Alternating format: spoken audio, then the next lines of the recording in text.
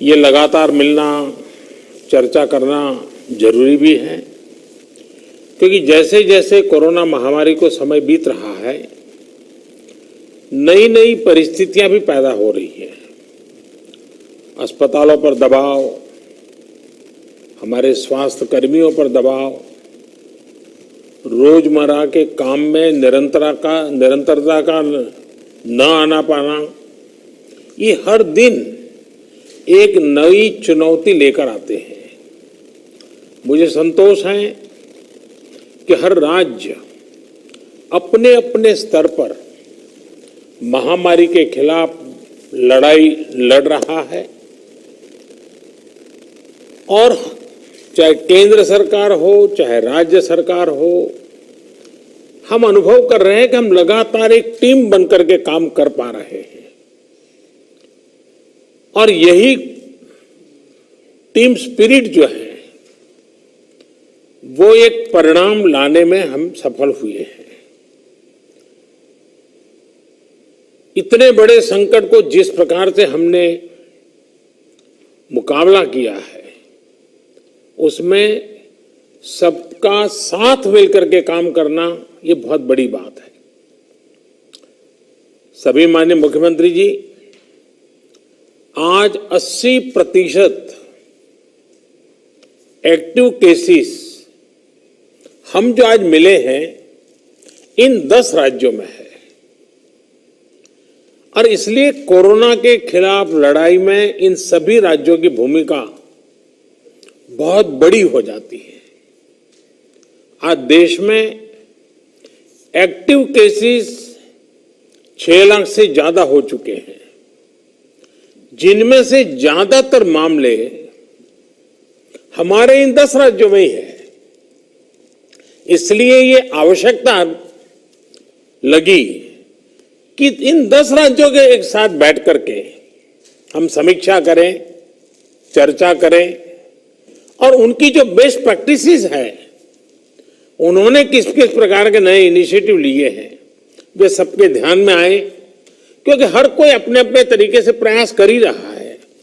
और आज की इस चर्चा से हमें एक दूसरे के अनुभवों से काफी कुछ सीखने को, समझने को मिला है।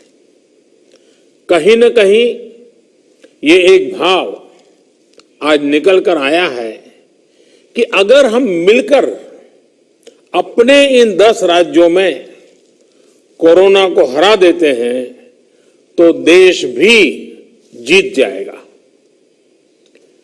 साथियों, टेस्टिंग की संख्या बढ़कर हर दिन 7 लाख तक पहुंच चुकी है और लगातार बढ़ भी रही है।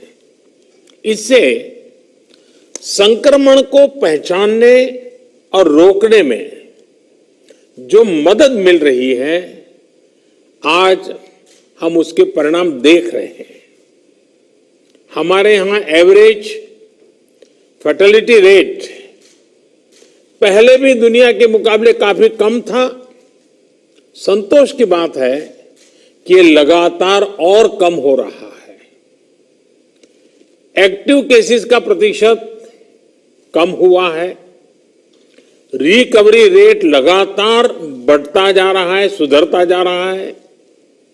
तो इसका अर्थ यह है कि हमारे प्रयास कारगर सिद्ध हो रहे हैं।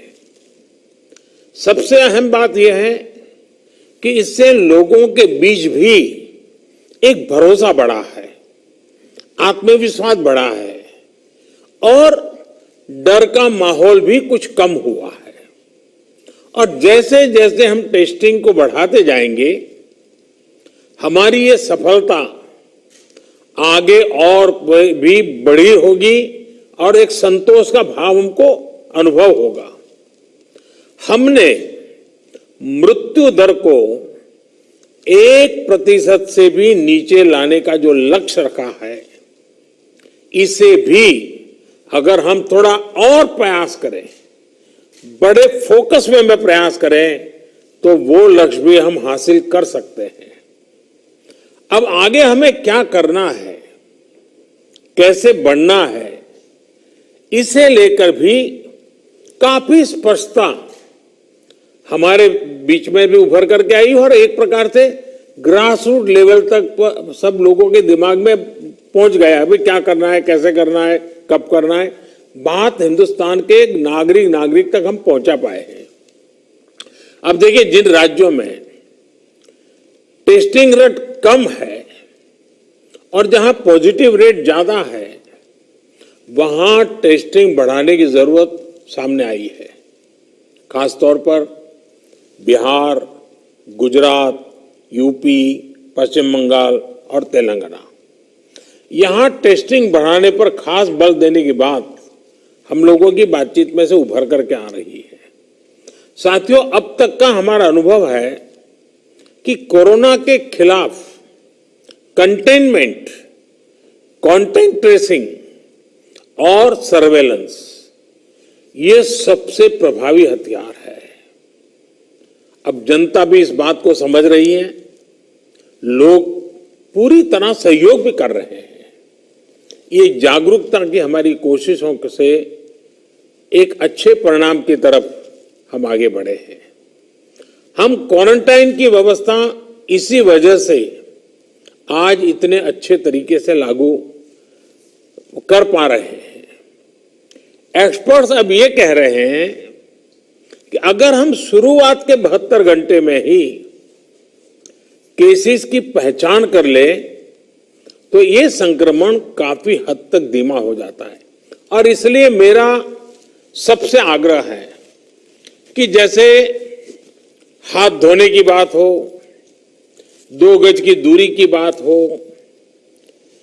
मास्क की बात हो, कहीं पर न थूकने का आग्रह हो, इन सब के साथ अब सरकारों में और सरकारी व्यवस्थाओं में भी और कोरोना वॉरियर के बीच भी और जनता में भी एक नया मंत्र हमें बराबर पहुंचाना पड़ेगा, और वो है 72 घंटे में जिसको भी हुआ है उसके आसपास के सबको उसका टेस्टिंग हो जाना चाहिए, उनका ट्रेसिंग होना चाहिए, उनके लिए जो आवश्यक है वो व्यवस्था होनी चाहिए। अगर ये 72 घंटे वाली फॉर्मूला पर हम बल देते हैं तो आप मानिए कि बाकी जो जो चीजें हैं उसके साथ अब इसको जोड़ देना है कि 72 घंटे के भीतर भीतर इन सारे कामों को कर लेना है। आज टेस्टिंग नेटवर्क के अलावा आरोग्य सेतु ऐप भी हमारे पास है। आरोग्य सेतु की मदद से अगर हमारी एक टीम रेगुलरली उसका एनालिसिस करे तो बहुत आसानी से किस एरिया से शिकायत आ रही है हम पहुंच सकते हैं। हमने देखा कि हरियाणा के कुछ जिले, उत्तर प्रदेश के कुछ जिले और दिल्ली, एक ऐसा कालखंड आया कि बड़ी चिंता का विषय बन गया। सरकार ने भी दिल्ली में ऐसी घोषणा की कि लग रहा था कि बड़ा संकट पैदा होगा। तो फिर मैंने एक रिव्यू मीटिंग की और हमारे होम मिनिस्टर श्रीमान अमित शाह जी को नेतृत्व में एक टीम बनाई और नए सिरे से सारा अप्रोच किया। उन 5 जिलों में भी और शहर में भी, दिल्ली में बहुत बड़ी मात्रा में हम जो चाहते हो परिणाम ला पाए। मैं समझता हूं कि कितना ही बड़ा कठिन चित्र दिखता हो, लेकिन सिस्टमेटिक तरीके से अगर आगे बढ़ते हैं तो चीजों को हम हफ्ते 10 दिन में अपने तरफ मोड़ सकते हैं। और हमने अनुभव करके देखा है। और इसी रणनीति के भी जो मुख्य बिंदु यही थे, कंटेनमेंट जोन्स को पूरी तरह से अलग कर देना, जहां जरूरत पड़े वहां माइक्रो कंटेनमेंट का भी आग्रह करना, 100% स्क्रीनिंग करना, रिक्शा, ऑटो रिक्शा चालक और घरों में काम करने वाले लोगों को भी और अन्य हाई रिस्क लोगों की स्क्रीनिंग पूरी कर लेनी चाहिए। आज इन प्रयासों का परिणाम हमारे सामने है। हॉस्पिटल्स में बेहतर मैनेजमेंट, आईसीयू बेड्स की संख्या बढ़ाने जैसे प्रयासों ने भी बहुत मदद की है। साथियों, सबसे ज्यादा प्रभावी आप सबका अनुभव है।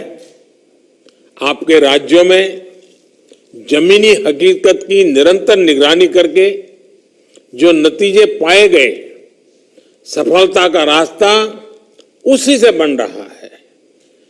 आज जितना भी हम कर पाए हैं वो आप सबके अनुभव उसमें काफी मदद कर रहे हैं। मुझे विश्वास है कि आपके इस अनुभव की ताकत से देश ये लड़ाई पूरी तरह से जीतेगा और एक नई शुरुआत होगी। आपके और कोई सुझाव हो, कोई सलाह हो तो हमेशा की तरह मैं हर समय आपके लिए उपलब्ध हूं। आप जरूर बताइए और मैं आपको विश्वास दिलाता हूं, सरकार के सभी अधिकारी भी आज मौजूद थे। जिन जिन बातों का आपने जिक्र किया है, जिसके लिए चिंता करने के लिए कहा है, टीम पूरी तरह तुरंत ही उसको आगे बढ़ाएगी। लेकिन हम जानते हैं कि ये जो कालखंड होता है सावन भादो और दिवाली तक का, तो कुछ बीमारी का और बीमारियों का भी माहौल बन जाता है, उसको भी हमें संभालना है।